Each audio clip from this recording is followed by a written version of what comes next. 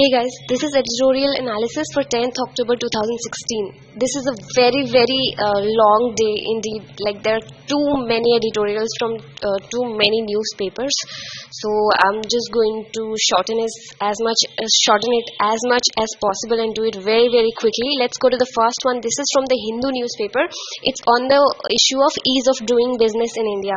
It says that the Singapore Prime Minister LH Loong in his recent visit to India said that India must remove bottlenecks for foreign investors. We have recently liberalized our FDI norms and we have seen a record inflow of FDI in India, but some problems remain, and this editorial points out 5 problems in this regard.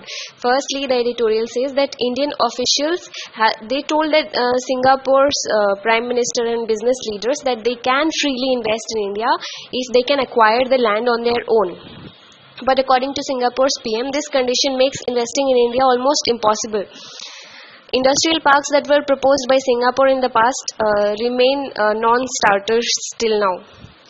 The second problem is that an ordinance was promulgated thrice in 2014-15 to amend our land acquisition law. This ordinance, they were promulgated till a new law was to be passed. Global investors were assured that land acquired under this ordinance would be safe from any subsequent changes to the law. But Centre could not proceed in this regard due to pressure from opposition. The third problem is that Niti Aayog formulated a model land leasing law, but $1 billion plant is not going to come up on leased foundations. Fourthly, India has moved up 12 places in the ease of doing business index last year. But this rise is only attributed to the speed of the paperwork in Delhi and Mumbai. Where there is little space for big industries now, it doesn't mean anything. And fifthly, the problem of land acquisition, some of its effects in recent times have been that a proposed nuclear power plant it moved out of Gujarat because it could not acquire land. FDI proposal from South Korea's POSCO, it is still to take off, and job creation is at 5-year low because of this problem of land acquisition. So this is something on land acquisition from the Hindu newspaper. The other day we also did a very long editorial from on that whole Singur issue. So these two go hand in hand. Let's move on to the second editorial. I'm doing all mixed up, like one editorial from Hindu and then from some other newspaper, then again from Hindu, something like that. So let's move on to the second editorial. This is from Economic Times. It says that China has blocked UN's resolution to designate Jaish-e-Mohammed's Masood Azhar. They have blocked the resolution to call him a terrorist. He lives in Pakistan, and China and Pakistan, they have become very romantic in recent times. Now, many in our country, they have opined that we should boycott trade with China. Now, this editorial, it says that it's a very bad idea to boycott trade with China, and the author gives out 6 reasons why we should not boycott trade with China. Firstly, he says that China is India's largest trading partner. Last year, imports from China were $63 billion, and our export to them was $10 billion. And China is very cost competitive, and they have very sophisticated technology to manufacture goods, and we do need them indeed.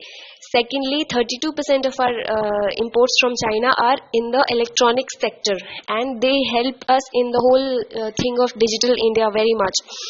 Thirdly, many of the turbines that we use to produce electricity in India are made in China. Fourthly, their products keep prices of manufactured goods in India under control.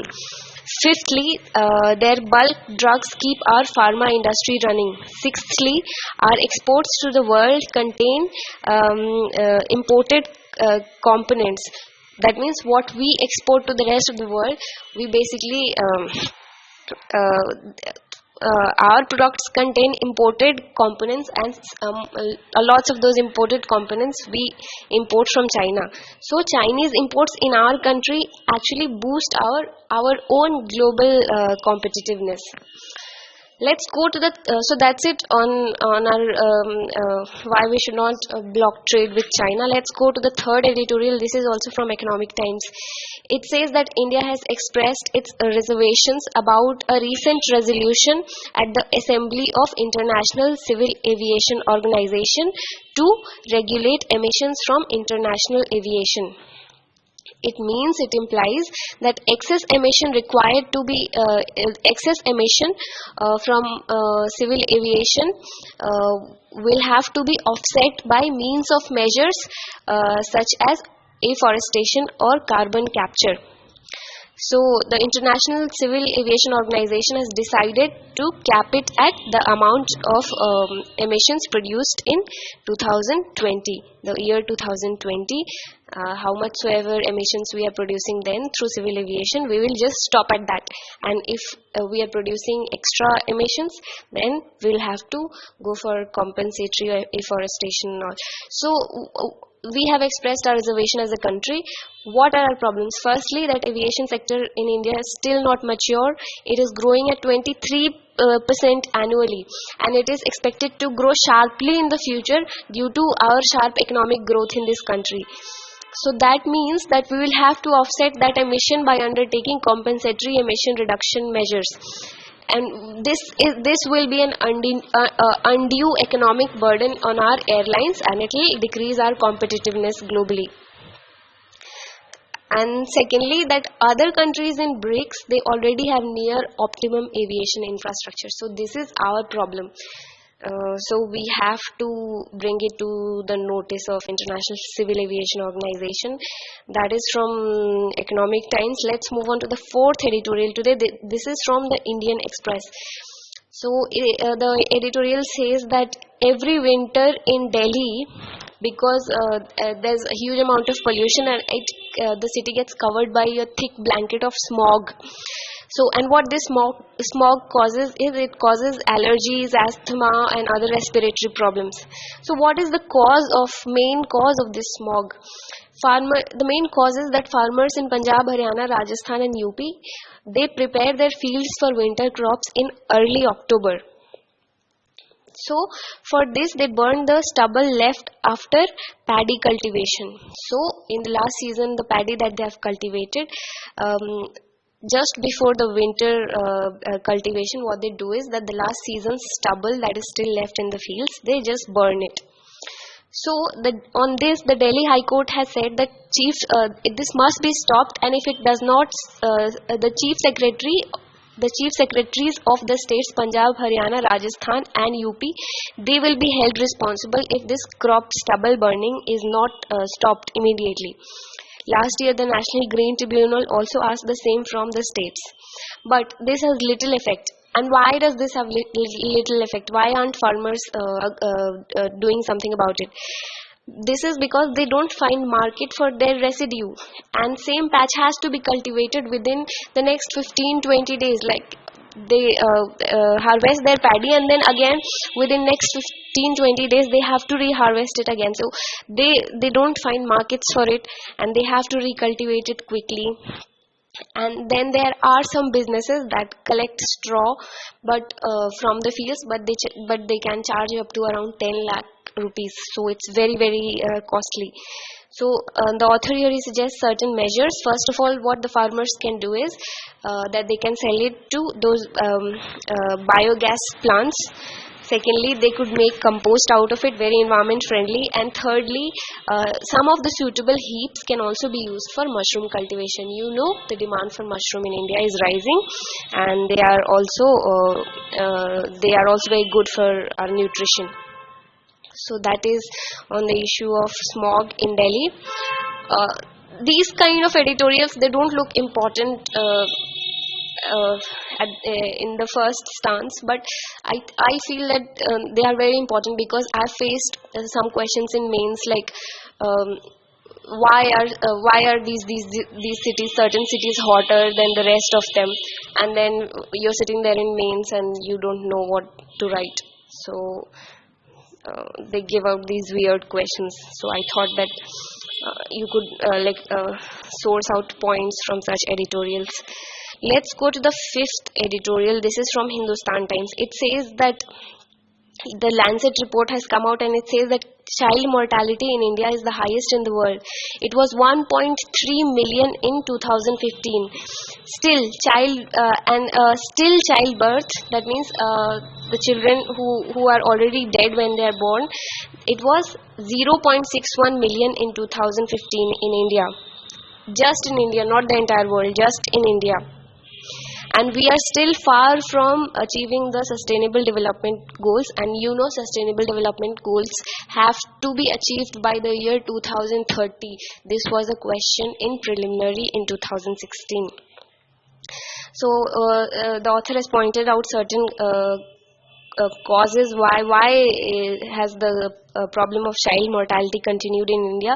This is because of poor last mile delivery in health services like Janani Suraksha Yojana conditional cash transfer program. And even district level hospitals have failed to meet the basic requirements of a JSY program like free transport, food, medicines, checkups, etc. So the author suggests a measure. He says that improve education accessibility and train healthcare workers to provide quality services. Surveys have suggested that girls who are educated are better equipped to manage the size of their families according to their capacity and provide better care to the children. Let's move on to the sixth editorial. This is from the Hindu newspaper. This is from the Hindu newspaper. This talks about the whole opinion that we should boycott our trade with Pakistan and revoke the MFN status that we have granted to them. The author says that it's a very bad idea.